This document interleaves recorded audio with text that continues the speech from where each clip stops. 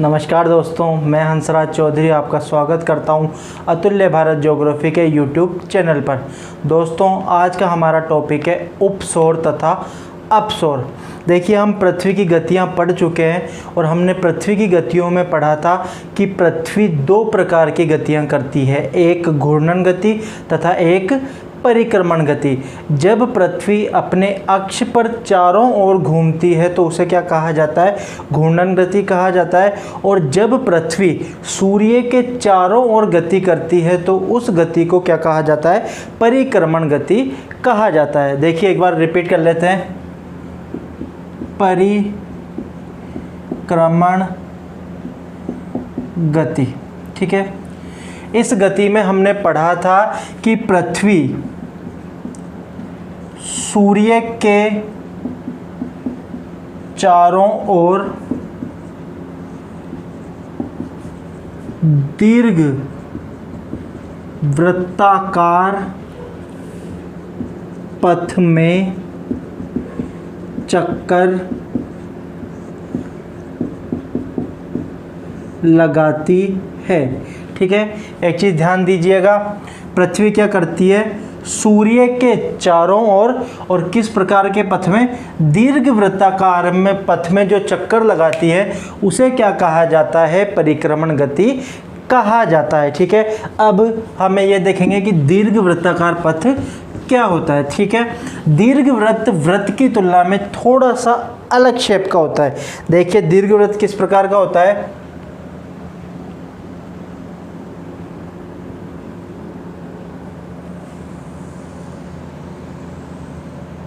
इस प्रकार के शेप को क्या कहा जाता है? दीर्घ वृत्त कहा जाता है। इसके केंद्र में क्या होता है? यहां पर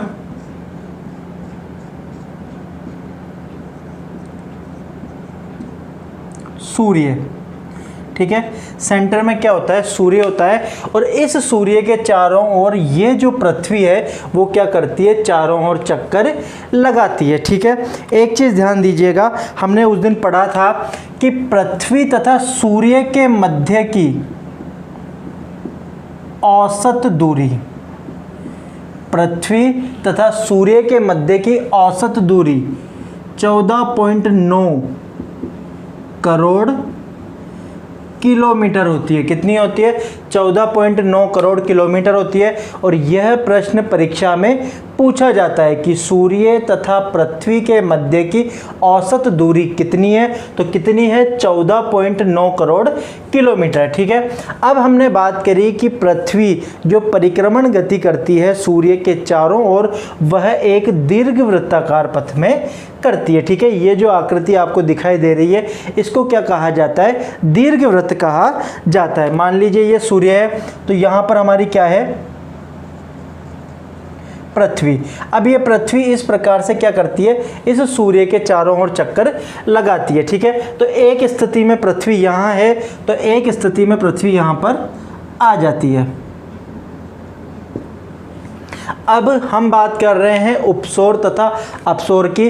तो देखिए, जब पृथ्वी इस सूर्य के चारों ओर दीर्घ वृत्ताकार पथ में चक्कर लगाती है तो एक स्थिति में पृथ्वी सूर्य के सर्वाधिक क्या आ जाती है? नज़दीक आ जाती है। तथा एक स्थिति में पृथ्वी सूर्य से क्या हो जाती है? सर्वाधिक दूर हो जाती है। ठीक है, किसके कारण? दीर्घ वृत्ताकार पथ के कारण। तो जब पृथ्वी इस सूर्य के सर्वाधिक नजदीक हो जाती है उस स्थिति को कहा जाता है उपसौर। ठीक है, इंग्लिश में इसको कहा जाता है पेरिहिलियन। क्या पढ़ा हमने कि जब पृथ्वी इस सूर्य के क्या हो जाती है? सर्वाधिक नजदीक आ जाती है, अथवा हम क्या कह सकते हैं? जब पृथ्वी तथा सूर्य के मध्य की दूरी क्या हो जाती है? न्यूनतम। उस स्थिति को क्या कहा जाता है? उपसौर कहा जाता है। ठीक है, क्या पढ़ा कि जब पृथ्वी तथा सूर्य के मध्य की दूरी न्यूनतम होती है या पृथ्वी सूर्य के सर्वाधिक नज़दीक होती है तो उस स्थिति को क्या कहा जाता है? उपसौर कहा जाता है। पृथ्वी तथा सूर्य के मध्य की औसत दूरी हमने कितनी पढ़ी? 14.9 करोड़ किलोमीटर। उपसौर की स्थिति में पृथ्वी तथा सूर्य के मध्य की दूरी 14.9 करोड़ किलोमीटर से घटकर कितनी हो जाती है? लगभग 14.7 करोड़ किलोमीटर। एक चीज़ ये ध्यान रखनी है आपको कि पृथ्वी तथा सूर्य के मध्य की औसत दूरी कितनी हो जाती है? 14.7 करोड़ किलोमीटर रह जाती है। ठीक है, अब एक प्रश्न क्या पूछा जाता है कि यह जो उपसौर की स्थिति होती है वह किस तारीख को होती है? ठीक है, तो ये प्रश्न आपको ध्यान रखना है इसका उत्तर कि यह स्थिति प्रतिवर्ष 3 जनवरी को होती है।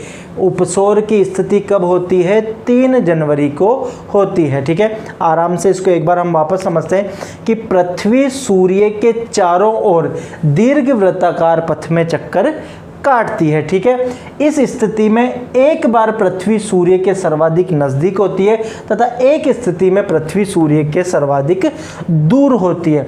जब पृथ्वी सूर्य के सर्वाधिक नजदीक होती है अथवा पृथ्वी तथा सूर्य के मध्य की दूरी न्यूनतम होती है तो उस स्थिति को क्या कहा जाता है?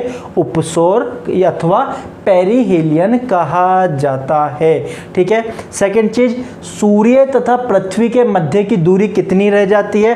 तो 14.7 करोड़ किलोमीटर रह जाती है। तीसरी चीज कि ये जो उपसौर की स्थिति है यह किस तारीख को होती है?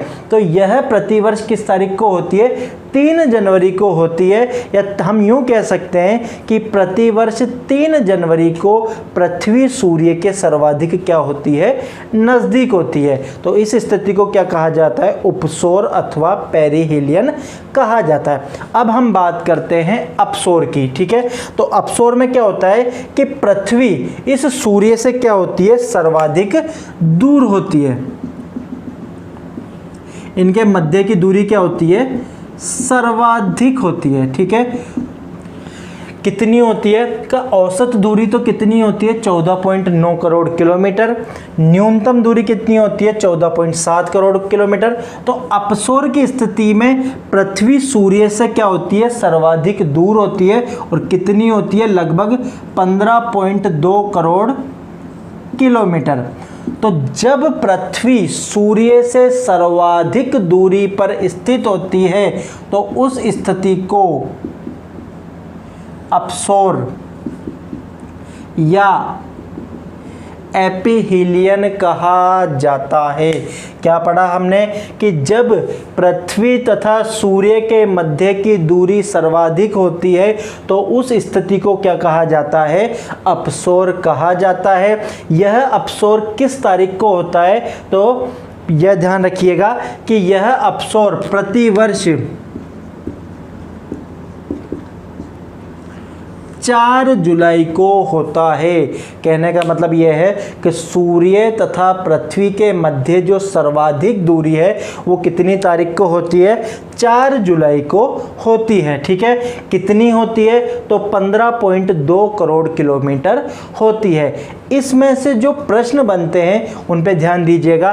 पहली चीज, सूर्य तथा पृथ्वी के मध्य की न्यूनतम दूरी को कहा जाता है, क्या कहा जाता है? उपसौर अथवा पेरिहेलियन कहा जाता है। सेकंड चीज, सूर्य तथा पृथ्वी के मध्य न्यूनतम दूरी कितनी होती है? तो 14.7 करोड़ किलोमीटर। ठीक है, प्रति 3 जनवरी को क्या होता है? उपसौर अथवा पेरिहेलियन की स्थिति होती है। जब सूर्य से पृथ्वी के मध्य की दूरी सर्वाधिक होती है उस स्थिति को क्या कहा जाता है? अपसौर कहा जाता है। ठीक है, इसमें दूरी कितनी होती है? तो 15.2 करोड़ किलोमीटर होती है। और अपसौर की स्थिति किस तारीख को होती है? तो 4 जुलाई को होती है। ठीक है, इसके अलावा इसमें से एक प्रश्न पूछा जाता है, वह है, अगर आपने नाम सुना हो तो, एप्साइड रेखा। एप्साइड रेखा, यह प्रश्न पूछा गया है कि एप्साइड रेखा क्या होती है। ठीक है, तो देखिए एप्साइड रेखा क्या होती है कि यहाँ पर केंद्र में क्या होता है? पृथ्वी होता है।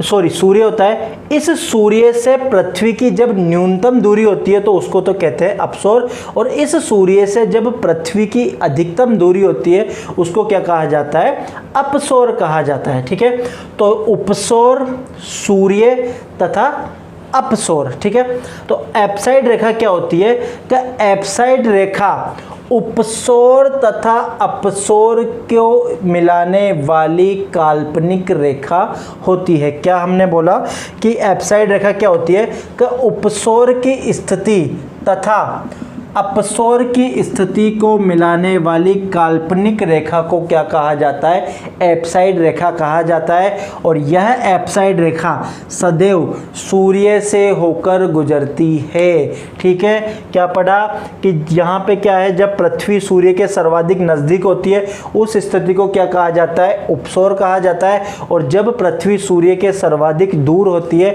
तो इस स्थिति को क्या कहा जाता है, अपसौर कहा जाता है।